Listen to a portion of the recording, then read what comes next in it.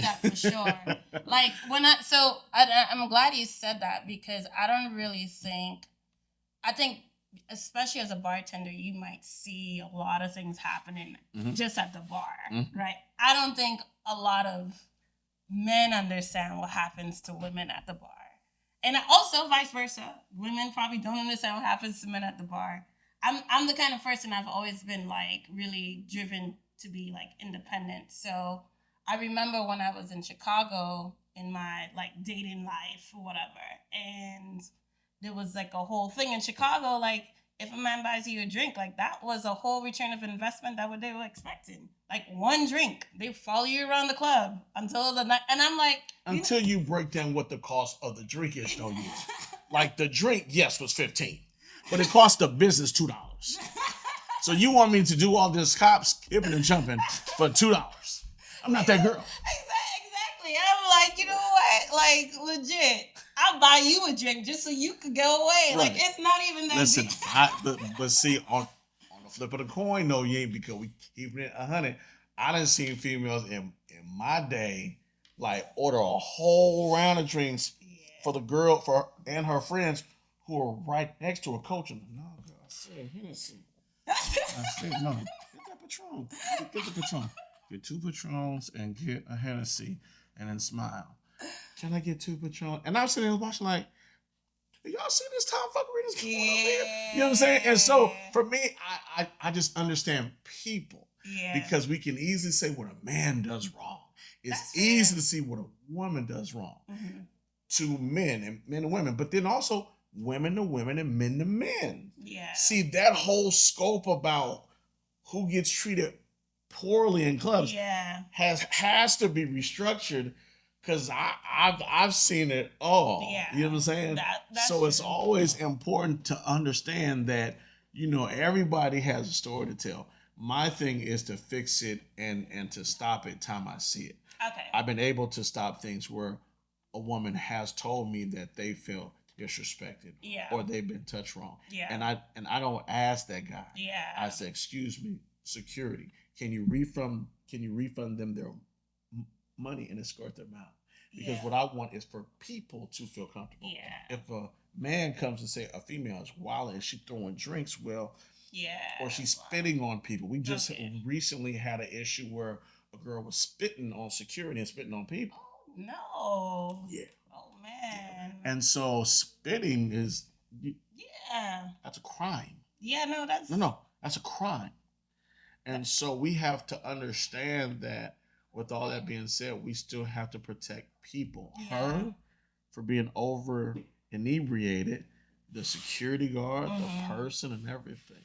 So it takes a clear head to do that. And that's all I try to bring to any party if I'm on the clock or night is a clear head to be like, hey, you don't want to do that. Yeah. So I also understand about you where you grew up in the church, didn't you? Uh-huh. Mm-hmm. I can hear it when you sing. Yinka. I can hear it when you sing. I'm gonna ask you to sing at the end, but you grew up in the church for real. I've told this joke and people started to. I happen to be a drug baby. I know what y'all thinking. Oh, that's so sad. I was drugged to choir rehearsal. I was drugged to Sunday school. I was drugged to 11 o'clock kicking and screaming. I was drugged to Bible study out to 3:30 afternoon service. Oh my daddy drugged me everywhere. So for me, you're gonna be mad at the edits when we done with this. No, I'm not. Because listen. Like Cap said, listen, it's gonna go viral. It's gonna go viral. I don't know about 58 million viral, but I'm gonna show try. We ain't gonna drag up nobody else juggling. I don't want nobody talking about mine. But we definitely are gonna be, at a point in place where we just honest, man. It's about life. You know what I'm saying? See, I can do this on your podcast. I can't do this on mine. I love it. For real. I love it. No, but I ask you this because, like, I'm sure there's a perception with being in the industry and then quote unquote being like a Christian baby. Like, how do you reconcile what that percent? Because you have to work. Yeah. you don't work, you don't eat. Like I've been bartending for 22 years, but I still give God his time. I still volunteer. I don't let people brand me or try to point, oh, well, you do this and you're this and that and the third. No, I'm still there. And that's why I say that we party with a purpose. Oh, I like You know what I'm saying? That's why I'm not, and I get, but I'm well conscious after I leave my events. I make sure people get home. I make sure that people are walked to their car. If they need an Uber, we get them that stuff. You know what I'm saying? Yeah. Because you still have to meet people where they are. And I've had people from the club life come and visit me at church. Oh. And come and hang out because they feel like, you know what, I really need some positivity. I like that. And so I take every opportunity to meet someone and just to say, yo, man, I hope that I've been that bright light in your life that you needed for today. Oh. And so that's just, me, No, that's good. And I know like it might come off because I think this is the thing, right? Especially in today's society, things are always like one extreme or the next. It's mutually exclusive. Like you can love like going to a party, right, and still love God at the same time. Yes, because it's a personal relationship. Yeah. It's not for everybody. I don't judge anyone's relationship with a partner. Yeah. Because at the club, I see people who claim they faithful on the gram. Pull up my sleeves. I don't see y'all out there in them streets. It's my man. Oh, and then you be with your other man and them. Listen, one thing about Oakland in particular is small. Yeah. Man, like I feel like everybody dated everybody. For my ladies, I appreciate y'all. To y'all female players, listen, no judgment. Oh. I done seen them like 3 guys in one night. I used to be in the day. Oh, there she goes. There she goes sliding down there. Oh, there she is. There she goes. But I'm happily retired now from the game. So man, no, but it's about just what you're trying to get out of it. Like, you know what I'm saying? In my 20s, I was like all into it. In my 30s, I was just in my 40s now. I'm able to say that, my purpose for being in the nightlife is to do awesome events. That's why the company is known as the Royal Fam Nightlife and Events. So we do everything from birthday parties to charity and nonprofit work to, cookouts, barbecues, free events for the community. So what I would really like to do, and which we will do in June, is have the Royal Fam Day, where we're going to bring about some healthcare instructors, and we're going to have some people doing music and barbers that are giving free cuts for the community. And I want the family to come out. Oh, that's so I want the family to come out. I'm going to talk to the Oakland Roots clinic and talk to them about coming out and being a part of it, so that way that we can give back. A lot of promoters, a lot of people, a lot of clubs and businesses take from the community, but they don't pour back into the community. And then they beg the community to come out to their venue and eat their expensive this and their expensive that. So like there's a couple. There's so much that was said, and I want to get to the community aspect, but there's one thing I do want to talk one more about in terms of like the industry.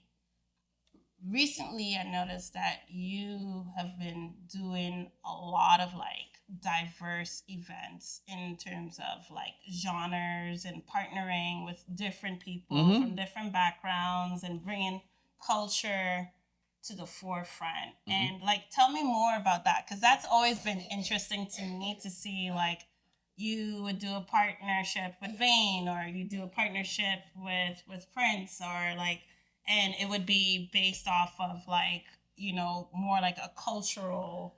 But it also comes from energy, though. Okay. It all comes from energy, how I'm feeling at the time with that or the person. You know what I'm saying?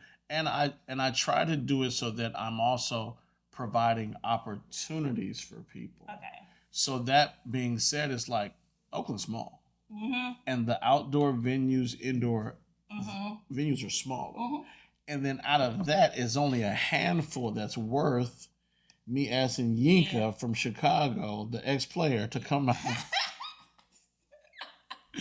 I'm gonna grind that out to the music. Oh my God. But if I'm asking, Yink Yink, you know what I'm saying, from Chi-Town to come out, it has to be a venue that is reflective of her smile, of her friends that want to come out. You know what I'm saying? The ultimate thing in any party is to have a great vibe. And with that being said, the money's going to come. You know what I'm saying? So, but for me personally, it's about meeting different people. And I was first starting out and promoting, I can only go into my bag with my certain community, right? Because there's 5 to 10 other promoters that are doing the same party. So it's one melting pot, and we're chopping it up into a fourth, right? Well, you go over here and you go over here. Let's hypothetically take outdoor venues. There's Tease, Torch, For the Culture, and the Bahiana group, right? And so that's level 13, it's called, right? And so with that being said, everybody's trying to be outside. So if you have 4 promoters going here, then you're going to leave, and then the clientele is different. Then the owners just so. For me personally, it's about me being in the industry for so long. I've been able to just say, hey, you want to do something? Because when I first started out, nobody was hitting P up. Everybody, I want to party, this and that. And it was my boys, My Emotion, X Jones, Holla, Kamal, who was like, yo, whatever. And Slapping Olive from Trap Soul. Yeah. I will personally say that Slapping Olive probably the Yankees of the promoting game. On some real shit, right? And so with that being said, they used to did not throw parties on the day I was throwing them just to support me. Oh. Because me being a bartender at their parties, I made sure that their customer service was always top tier. I promoted their parties. Like, I'm known for being a supporter of the communities. I'm not affiliated with nobody. So with that being said, me teaming up with, I support everybody Monday through Sunday. You know what I'm saying? So with that being said, I've had some awesome people who have shown me so much love, and X Jones and My Motion and now the Shell Hearts and the Princes and the Veins and the Kamals and now it's like, yo, we've tried it, and I've talked to Prince about this early on. I said, we've tried it our own way. Let's team up and do something together where if you have something that you're doing, we got something. So a lot of times it's like, yo, you know, like a hosting fee is $150 to this. No. Don't get me started on hosts. No, but I'm your brother. So treat me and leverage the relationship we have. I'm not about partnering up with people unless we have a genuine relationship. You push me, I push you. I get so many calls. Yo, what you got going on? I got you. Especially if it's a weekly party where you're not charging and you just want people to come out and spend at the bar. Then you really have to like understand it's really how you treat people. So I can't have a bad day on social media. I can't have a bad day in the club. I can't be on the gram talking about politics and what's going on in Hollywood and in the mansion parties and stuff like that. That has nothing to do with the brand because I hear you. Because then you can get, but I'm gonna ask you. Oh, shoot. I hear you on the gram, but on the podcast, that's a good segue. And I knew that too. I mean, all right. So let's start with a little like local politics. Okay. Oakland has been. I moved out here, 3 years ago. I moved to Oakland from San Francisco, and then I moved back from Oakland to San Francisco. Because in the 1 year I was there, it was popping and then scary. From the beginning to the end, I saw that transition happening, and I lived at Atlas, which is right across the street from Level 13. And people who are from Oakland has said, like, they feel as though this is one of the worst times they've seen Oakland. You know, I just saw that they appointed a new chief of police. Mm-hmm. You know, because now I'm tuned in, so I'm following, you know, the mayor and things like that, the A situation, and I know that it's probably hard for businesses. I would love to know your opinion, especially with like the nightlife, on like, what do you think is really the issue that's happening today in Oakland? Do you think it's any different than it has been in the past, worse or better? Yeah, so that's a loaded question. And I say that to say that there's so many different layers to what you're saying. And each layer affects another layer affects it. The pandemic hit. So that closed down everybody. So, and we've never had that happen ever in our lifetime where things stop. The earthquake happened, the bad one, 89, I believe, and we opened up again. COVID shut the country down. It shut most of the world down. And so with that being said, people try to find a way to make money. You know, the hustlers are still gonna hustle. Mm-hmm. But the people that are trying to do it the right way, they was really trying to hold on to their brick and mortar shop.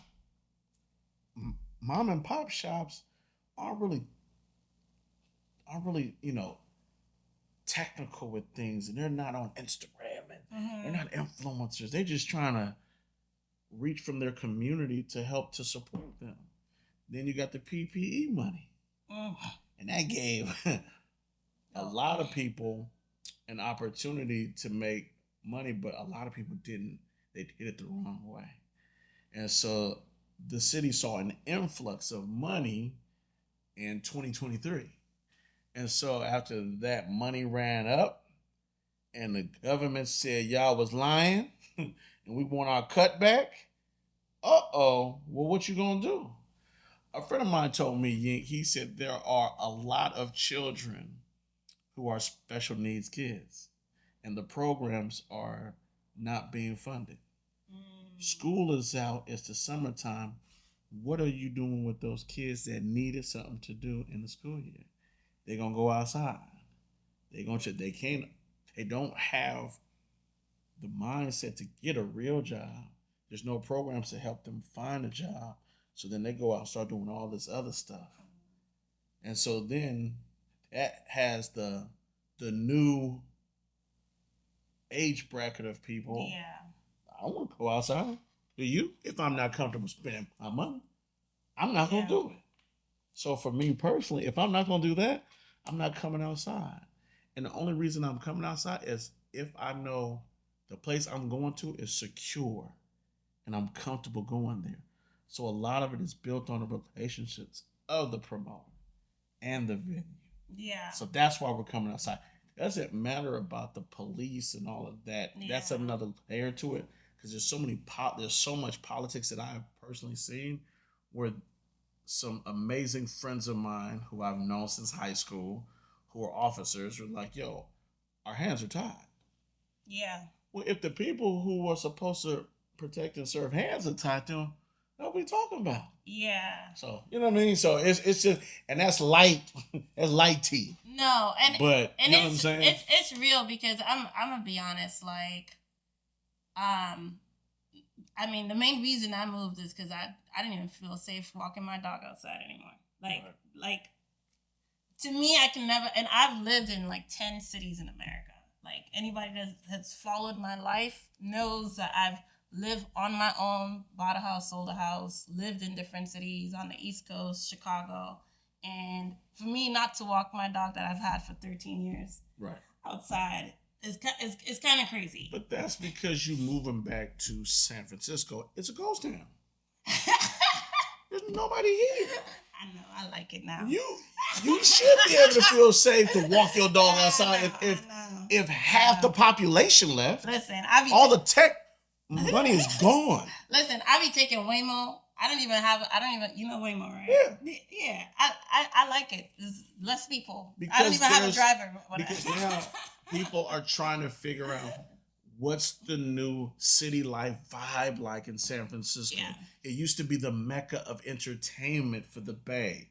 People used to drive from Oakland to San Francisco. People didn't used to drive from San Francisco to Oakland. Yeah. But now everyone's coming from San Francisco to Oakland because they're trying to find what the vibe is. Yeah. They come off the airplane and they want to know, yo, like, what's going on? Oh, well, El and the royal family is really doing an event at Hello Stranger. Let's go talk. Oh, man, El, hella cool, man. That's good. Yo, he be doing the fire drinks and he be getting on top of Yo, it's such a good vibe with him. I feel good. He took care of me on my birthday. That's when my brand comes into play. Yeah. That's why I can't have a bad day. Yeah. And I see you, I have to go out of my way to just remind you that the relationship we have is still authentic and genuine. It's not about the money because it's going to come and go. There's some people that be like, hey, man, I really don't. I got you. I Don't even tell me about that. So, you know what I'm saying? About the state of the union with the town, it's starting to trickle up. It's hot outside. Easter was slow because it's a holiday where everybody's at church all day long. Yeah. The kids got the programs. Then after that, you're going to go eat.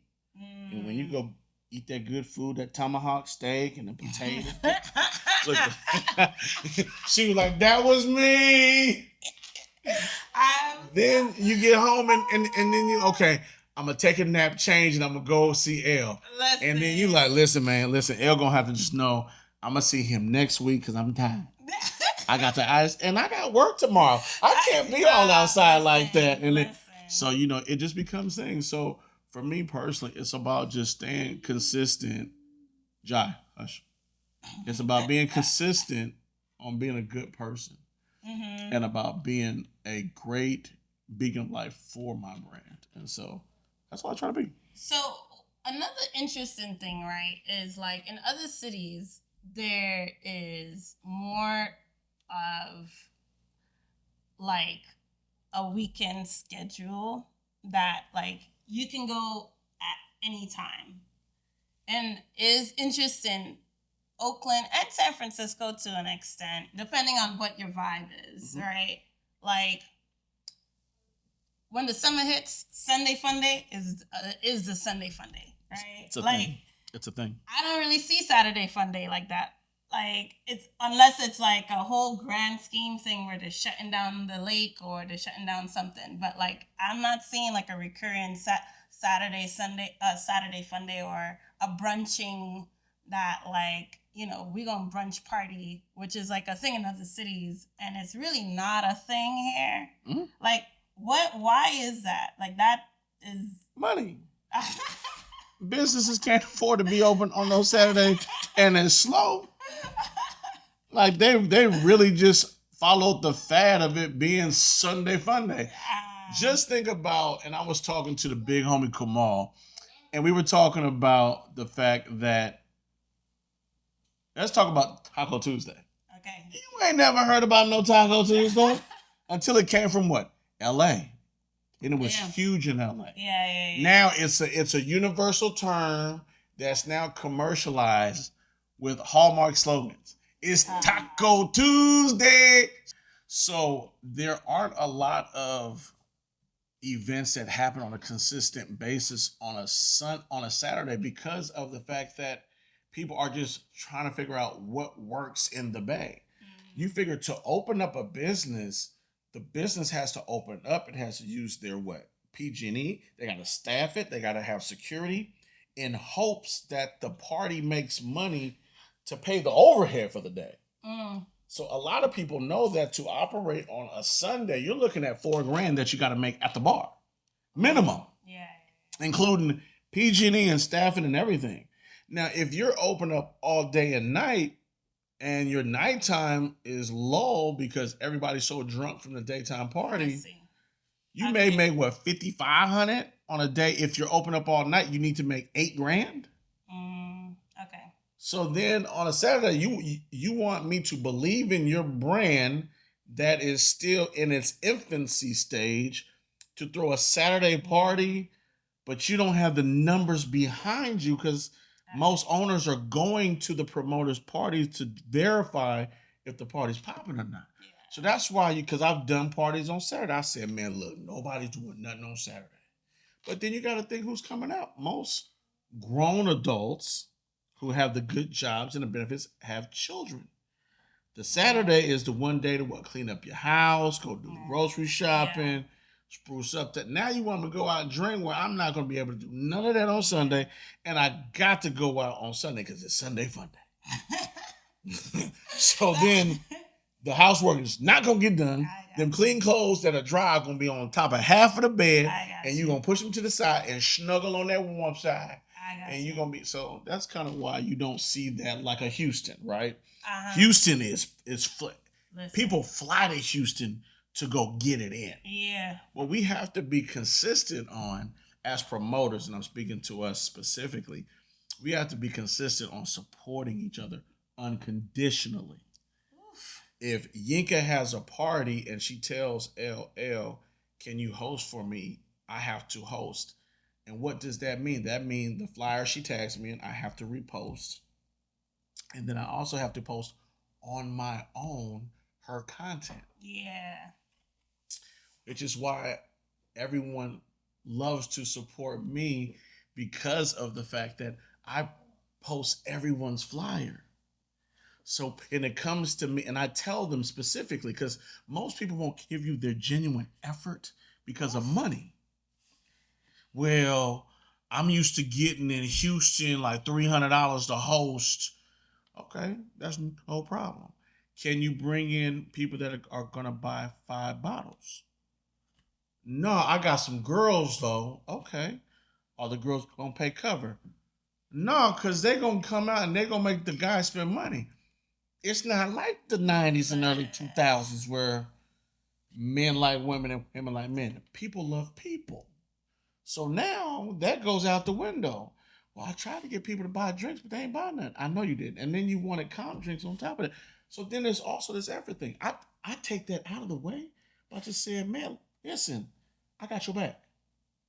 You know what I'm saying? Al, you playing people on game. I don't think you realize it, right? Because I like the hosting culture here is different also than hosting culture in other places. Like, right. You know, you got to see people's name or pictures on like as though they listen. And I'm like, oh, this is different from what I know what hosts are, because like if you're a host, you're either a celebrity or you're actually bringing bottle service or some type of like guaranteed revenue. If the promoter makes X amount off of the bar and you're bringing in people like you're, most of the hosts are the influencers of the nightlife, right? So the host is going to have the contact list. Let's take LA, for instance. I have some amazing friends who are amazing hosts in LA. You know what I'm saying? And they have a contact list of over 50,000 plus people, if not 100,000 people. So globally, they can have people contact them and they can bring people from around the world to come and party. And they make a substantial amount of money because they do an amazing job. Their phone is available 24 hours a day and they run it. I was talking to the homie in Vegas. There are like 25 hosts. All the hosts and DJs get paid off of what they bring to the party. Oh, that listen. I so feel there's like a checks and balances type of thing. So you want me to let you in for free? Oh, let your friends in for free. Let your friends in for free, and they're not girls, because most people still want there to be an abundance of beautiful, affluent women in the building. Exactly. So then you want me to do that because you're the host? Yeah. Because you've thrown parties in your past? A lot of them at this time haven't even done that. But, you know, that's a whole different conversation. I really like this conversation because it's really, this is what I wanted to highlight. Like how, you know, how the intricacies of the industry is. One thing that's an intricacy is there is, in my opinion, this is my personal opinion, a level of gatekeeping out here. And I would love to know your opinion on, like, do you think, like, gatekeeping... It's gotten better. Okay. And I mean that to say the security guards used to be the gatekeepers for parties. Oh. The security guards, listen, I the promoters just get, but man, the security guards, if you didn't come dressed to skip the line, it's $100. Oh. Like the big homie Jeffrey Pete, aka Uncle Jeffrey from Jeffries, was amazing at what he did. He can step inside your venue and he can tell you how much money your bar is losing. What? He can see that your bar is not moving fast. He knows if your security is not doing that. Like, why is the line so long and there's nobody inside? I need to meet this guy. Yeah, I'm bringing him on the car. That's the OG of. But it started with the security guard. You know what I'm saying? Because most security guards are paid what, $14 an hour? Oh. $15 an hour? Times 40 times 4 hours for a party from 10 to 2. They go home with under $100. Oof. And the cover to get in is $20. Yeah. And if you're not dressed, and if there's a dress code, you're gonna pay. It's a supply and demand industry. Yeah. So you're gonna pay that $100 to get, man. Especially if you got money. I don't care about that. Man, it's $100 a person. I got that. So the security guard just made $400. So then they may, especially if it's a community friendly bar. Yeah. Hey, to get in, man, you gonna have to pay whopping a third. And then they become, well, the venue is charging people. So there's a lot, and then the host order this and that. So it becomes a real That's why I have an amazing team. Like China has been my front door girl forever. And I've known her since we were in the medical field. And I trust her. Like, in life, you have to be able to, and have the hard conversations. How do we do? What could I have done to do better? And then and you can't depend on people to have your structure and vision in play. You have to tell them what you want. I want you to collect this data. Yes. Because you want me to pay you this. Yeah. Can you do this? Yeah. I got you. Because at the end of the night, you got to pay them that. Yep. And so the gatekeeping has always happened. But now it's a different thing because now you want people to just come inside because of the bar. Yeah. Because now the price of drinking is gone. Oof. A call alcohol, which is like your middle tier. There's the well, there's the call, there's premium, there's ultra premium, you know what I'm saying? And then there's top shelf, right? Your call alcohol, let's say, was Absolute. You know how much a bottle of Absolute in Vegas costs? $485 for bottle for level vodka. Vegas want 2 bottle minimum on the weekend. Yeah. And the last time you drunk Absolute vodka for something. But you know the thing about Vegas though, you might as well get the bottle because a single drink in Vegas, if you go to a good day party, it's 26. You paying crazy money. It's 26. You know what I'm saying? But then with that comes the execution of the expectation of the consumer. Though, exactly. Like the staff people have to weigh in. Yeah. On a scale. Yeah. On a scale to work for the day. Listen. If you're not in the weight category that they say you gotta be in, you don't work that day. So you miss out on thousands of dollars in tips. Yes, it's a different Vegas is a different. I already know. But most people, even now that we're talking about this, but then there's an expectation I have on being a black man in the Bay. Listen, I go into a bar and they don't acknowledge me until the bartender acknowledges me because he knows I bartend. Then I get talked to and then I get respected. Yeah. That should listen. Listen. I'm the wrong one to ask about this. No, because I've been through it all in the service industry. I was honestly that guy that carried a chip on my shoulder because I was taught wrong. Because I thought I owned the club and I didn't. So you figure you have to be the security. You have to know you pay for people to do their job. Yeah. If they can't do it, pay somebody else because I'm not going to do it. Yeah, no, I really love this perspective, especially, in general, I feel like recently, this definitely always been a highlight on the Black culture, the Black industry. The biggest highlight right now, this is my segue, is the hot take on what's happening with Diddy. Okay. DiddyDoIt.com. I'm just saying. So that, no, but listen, there's so many questions I want to ask you about this, and I don't even know which direction to go. But really, what I want to know. You get your 5 questions. We ain't doing no 25 about Diddy. El, you said this in April of 2024. Then Puffy's outside your front door right now. Listen, let me start with this, right? To my knowledge, there has not, he has not been actually legally convicted right. of anything. Right. Right? Obviously everyone saw the search warrant / raid, whatever we want to call it, that happened. I actually personally thought it was sad that how they treated his kids for whatever happened, because I'm like, man, So, in respect, Homeland Security came to his house. Yeah. Respectfully, right? So with that, something happened. His kids his kids who were detained are grown.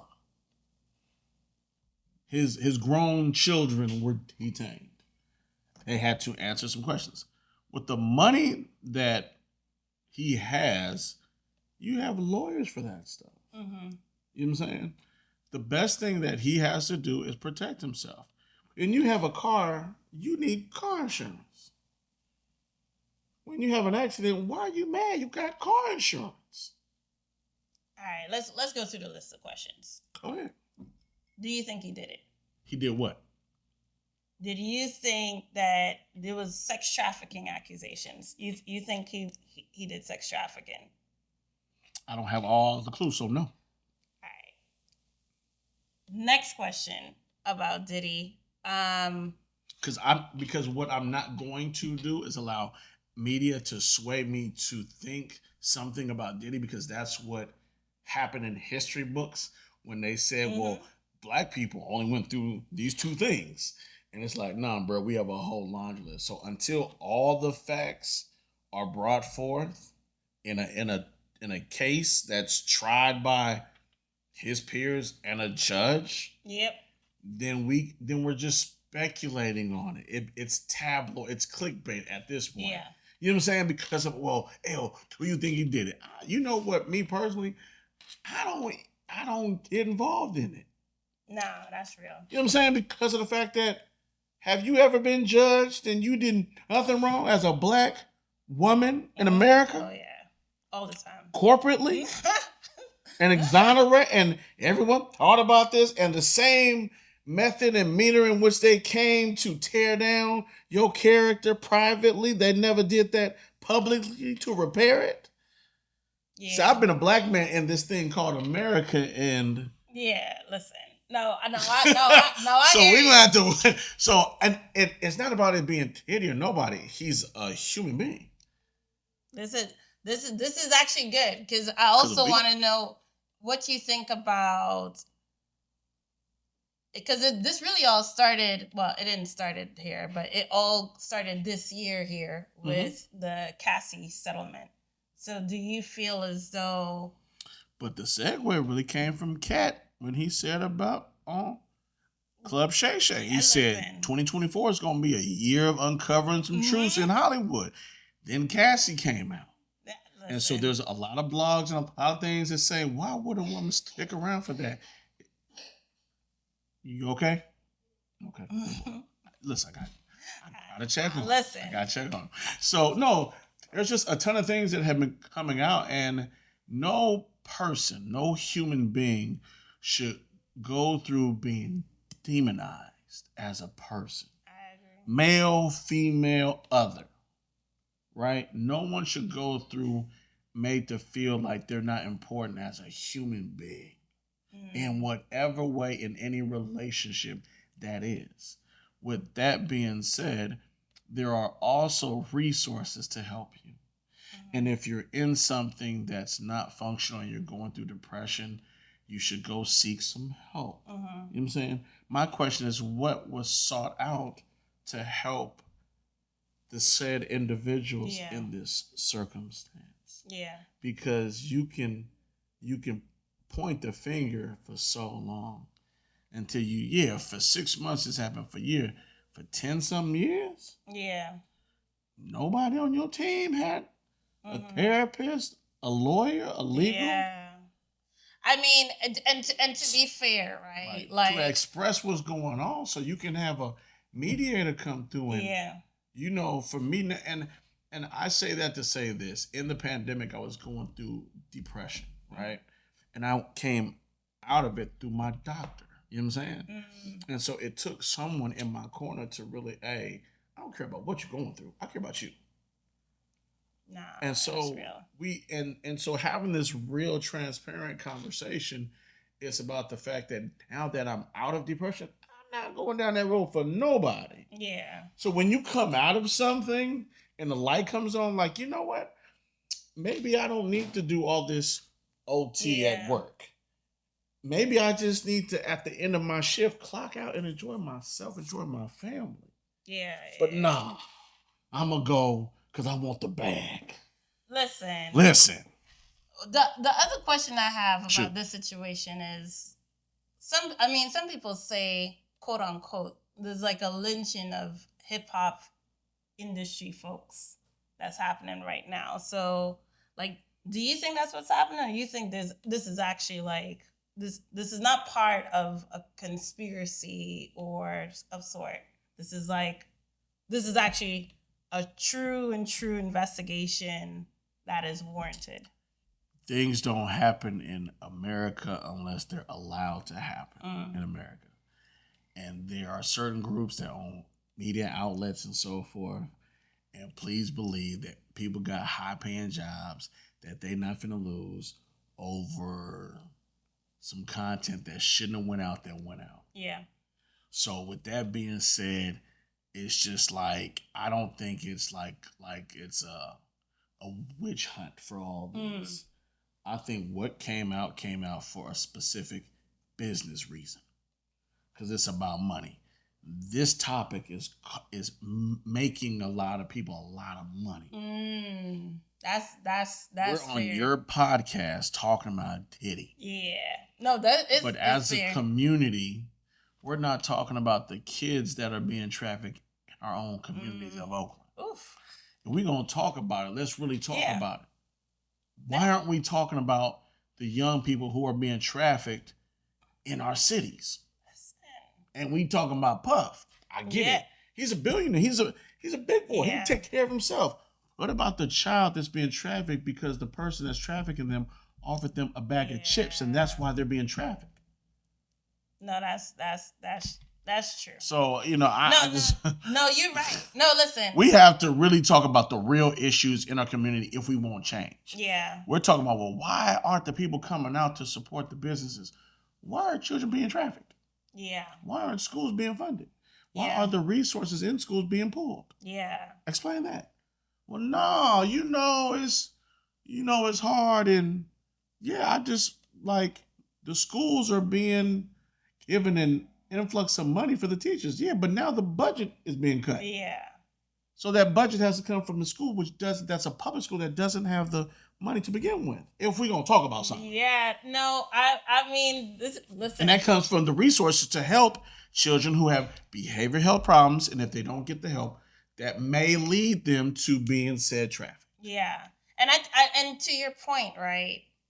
I think there is a perception that sex trafficking happens with the top 0.1% in America. It doesn't, right? For a lot of people that don't know, majority of cities have sex trafficking, underage sex trafficking, immigrant sex trafficking that's happening. Like, if you have a port, most likely there's sex trafficking that's happening. And we're not talking about it. Why? Because it doesn't make financial sense to talk about it for certain groups. If I talk about it, I'm gonna lose some funding, some sponsorship, some this, some that, and the third. So they gloss around it by talking about, well, in the community, in the industry, this is what happened. It's unfortunate to what's happening to anyone that's being trafficked. Yeah. It's unfortunate that, you know, the practices of an icon in the community, which has viewed him as an icon for years, is now being brought to light. We've had other icons where stuff has happened. And what happened with all these people? Yeah. So this is a good like ending to my next to the end of the podcast, right? We have had icons in the community that a lot of people, especially lovers of hip hop, lovers of urban community, like really enjoyed, you know, their songs, their music. You seeing them in entertainment industry. Can you separate the artists from their music? Is what's your opinion on that topic? In college, there was a book I read that was written by Neil Postman called Amusing Ourselves to Death. And in it, he said that all media is entertainment. Ooh. And if you don't view it as such, you're fooling yourself. So art is entertainment. Because you don't just draw a painting to not sell it. You sell it to make money because it takes money to buy the brushes, to buy the equipment. As an artist in music or whatever genre that it is, right?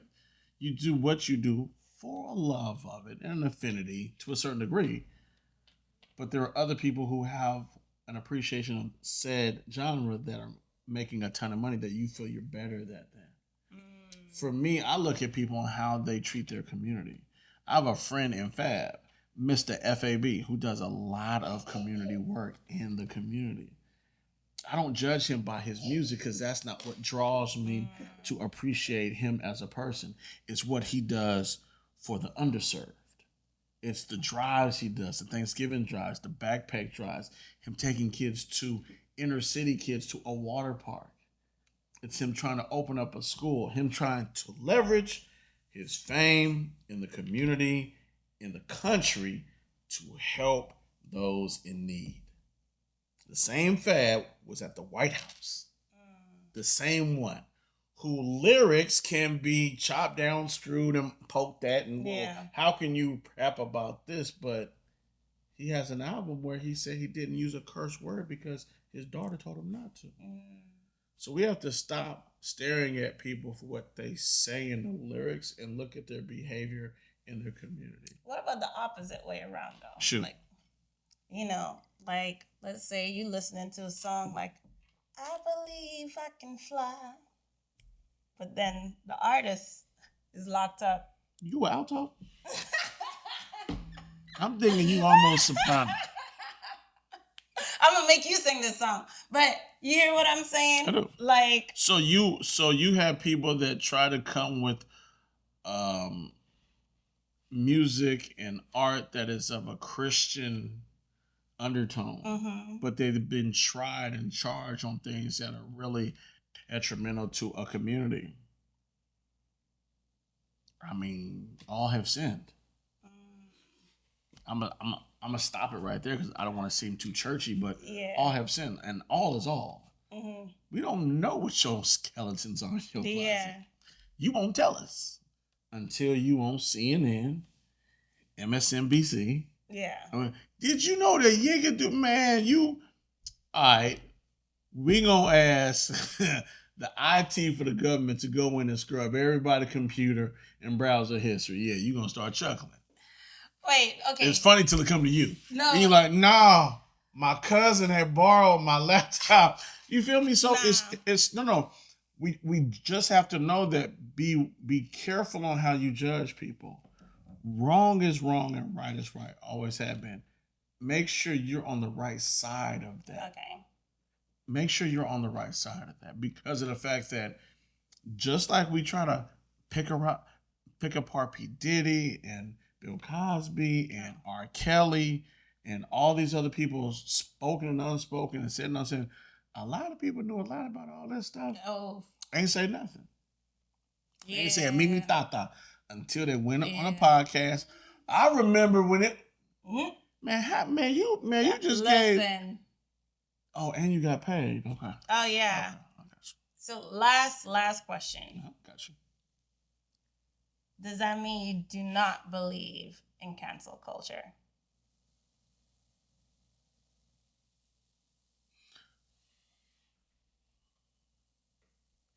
Barry Bonds was accused of steroids. Baseball player. Broke the baseball home run record. Right? They said he was using steroids. The clear and the cream. You cancel Barry, cancel them all. You cancel one, you better cancel them all. Yeah. All have sinned. So, because there's a lot of people who publicly have been getting second chances because of who they knew, Yink. Yeah. If I'm banned from a spot and you vouch to ownership, I'm a good person, and you get me that pass to come on in, and I do right by said, then come on now. All have said, but, because there are a ton of people who are in jail and innocent. Okay, wait. I know I said that was the last question, but let's just bring it back to the club right now. So how does that work in the club industry when you got people that's banned from going to that said nightclub? That was a question for about an hour and a half. That was a question. I have in my lifetime banned some people. And I've seen some people who are friends who were banned. And I have went to bat for people, and I got told some harsh truth, and I've seen some harsh videos in 5K that was like, I know you ain't, man, what? Okay. And so I try in this part of the race of my life to see the good in people. I genuinely do. But I also understand that sometimes I can't sit in a seat that's made for God. And I say that to say that at your father's house, at home, at the dinner table, there was a seat that was for Papa. You don't sit in Papa's seat because you know he was there. He worked out all day, came, that's his seat. A lot of times, I'm speaking spiritually, we try to sit into a seat that we can't even fit in the seat. We're a child in a seat that's made for the man of the house. Or if there's no man, the woman of the house. Right? And so at times we have to understand that we must just convey the information that we know and talk about said person's character that we know. I just recently had a situation where they name dropped me, and it was not a bad experience, but the optics can be viewed. But I said the person's character is still the same as what the person who told me knew. And so the person said, but they just mentioned your name. No BS. Yeah. And I said, cool. So I talked to the person. I said, I'm not mad. And I'm still not. I said, here's what I want to do to tell you to hope that you grow from this. And so we must take an opportunity to understand that there are teachable moments in this thing called life. Yeah. And if a person is banned for this reason, if a person is trying to be canceled for this reason, every show has a reboot. I like that. I'm talking about I'm doing this. Thank you so much. Listen. Thank you. The final thing I will say, thank you so much for this opportunity. I don't take for granted this moment in time that we're sharing because of the fact that these are questions that don't get asked in the community. And for you to be the pioneer that's trying to do this as a woman, a trailblazer, thank you so much for you understanding that I might be able to lend some truth into some facts into what you're trying to convey on this amazing podcast on VibeHauss. So I just want to say publicly thank you, privately thank you, but thank you so much because a lot of people don't take a chance. And so you took a chance on me, and I will always take a chance on you. So I hope to come back, but thank you so much. Of course. No, next time you gotta make a drink. Like we're gonna talk and you make a drink at the same time. We might do a little drink testing situation without tasting. What we gonna figure it out. Whatever you need from me is done. I respect you. You are definitely a bright light. Just keep that smile. Listen, because that is so infectious, Yinka. Like, it's just awesome. Thank you. Thank you so much, though. Thank you. All right. That's it.